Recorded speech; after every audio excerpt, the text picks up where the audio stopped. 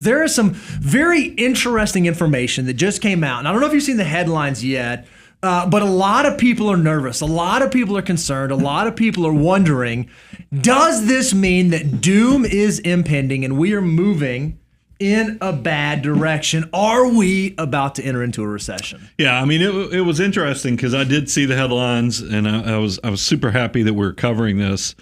Is that whenever you have a quarter that GDP goes negative, you go, we probably need to pay attention. And that's why here's the headline that's getting all the news right now is Goldman Sachs has raised the odds of a U.S. recession to 35%. Well, duh.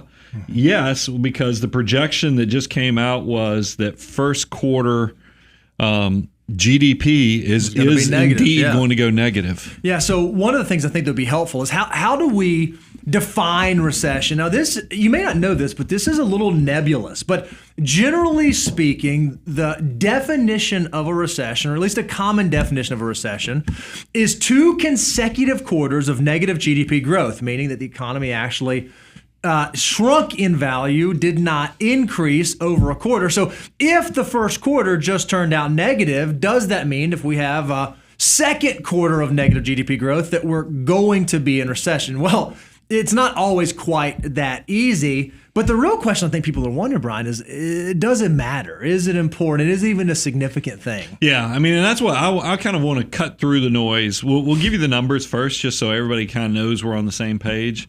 This is what, as of March 28th, real GDP for first quarter 2025 is projected to be a negative 2.8%. Now realize, they always come back and restate these things. Sometimes it gets restated more positively. Sometimes it goes more negative. But right now we're sitting at that the economy is actually going to contract 2.8%. If you look at the last time we kind of had something like this happen, it was first quarter of 2022. Yep. Now, 2022 was not exactly, we didn't even hit the second quarter, so we didn't hit the traditional recession, but still 2022 was not something that I think people get super excited about from an investment standpoint. But it is, I think, when in doubt, we should zoom out, but what should people be thinking about? Yeah, I want you to hold on to that idea that the last time we saw negative GDP growth was in Q1 of 2022. 2022 was a down year in the market, but it was not a recession. We're going to talk more about that in a moment. But I just want you to remember that recession and bear market and downturns aren't always married together. So if you are sitting out there and you're thinking, okay, this just happened, what is it that I need to know?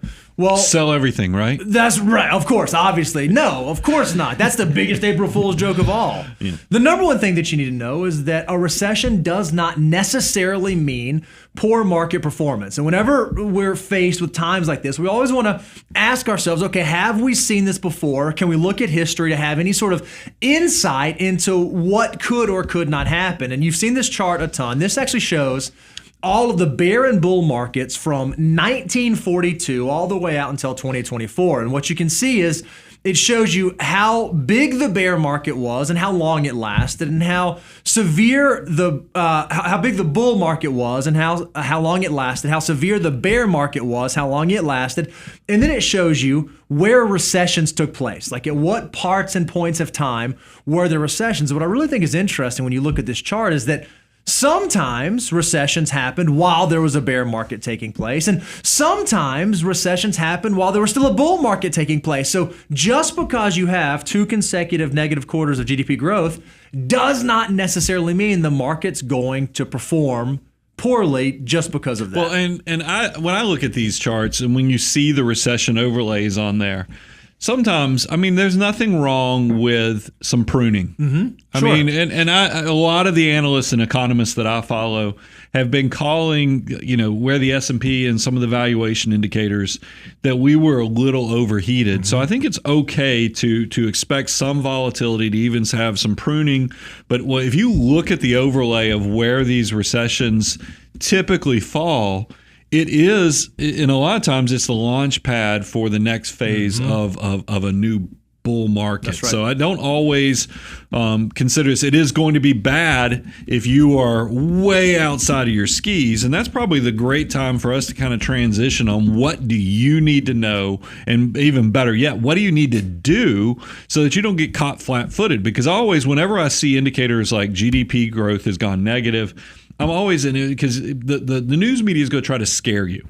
But what you ought to do is use this as a tool or an opportunity to take a stress test on your own personal finances to say, have I gotten a little greedy on the way I've been handling my asset allocation and my portfolio? Because right now is not the worst time to reset. That's right. And that's a great way for us to kind of figure out what are the next steps for you to go forward. Yeah, another thing that you need to know, in addition to recognizing that poor market performance is not a given, is that no one can predict the future. So even as you see these headlines and as you hear people talk about, oh, and we're headed for recession, doom and gloom and bad, no one knows what the outlook is going to look like the rest of this year. No one knows what the market's going to do in the next 6, 12, 18, or 24 months. And if someone begins to tell you that they do know exactly what's going to happen, I would have my spidey senses immediately start to go off. And then I think that probably now leads to what can you actually do. The first thing, look at your cash reserves. It's great. Where are you at with your cash reserves? Because I want you to have a plan that was good before we hit recession, if there is going to be a recession, that's going to be good during the recession, That's right. and even going to be good post-recession. So that's why those cash reserves is going to be a key part of this. Bo, I kind of teased it up, but I want you to kind of take it home. What do we mean when we talk about looking at your diversification? Yeah, what we want you to have is a well-diversified portfolio based on your unique financial journey and based on where you are in your accumulation phase. I mean, if you're someone who's younger, it's okay to be more aggressive. But if you're someone who's further along, your portfolio should not be experiencing the same volatility as the broad markets because you diversify your assets across a number of different asset classes. So if you find yourself in this place where you're reading the headlines and you're looking at your account statements and you're getting very nervous and very uncomfortable, Brian already said it, this is a great time to recalibrate and think, okay, maybe my tolerance for risk is not quite where it should be, or maybe my portfolio does not accurately match my tolerance for risk, and I should think about pruning. Are there areas of my portfolio that I should tweak and adjust so that I have more peace going through volatile times? These are always a great time to reassess that, because when the market's going up and everything's happy and GDP is growing, everyone's aggressive, everyone's a cowboy, everyone loves to take on more and more risk. It's in times like this, when there's uncertainty around, that we begin to really see where our true risk tolerance lies. And then let me give you the final thought here is, let me give you the financial mutant superpower. That's ABB. Always be buying. I'll even add the baby, because this gets so exciting. If you're trying to figure out how do you cut the blunt force off of volatility, buying into it can be an incredibly powerful tool. So if you're 10 plus years from retiring and you're looking at this and being like, oh my goodness, what do? I would tell you, just keep buying. Just buy into the volatility. You will be rewarded for staying the course. This is not the time to be emotional. This is the time just to measure twice, cut once, and make sure your plan reflects your future goals, but also maximizes the moment that we're currently living in.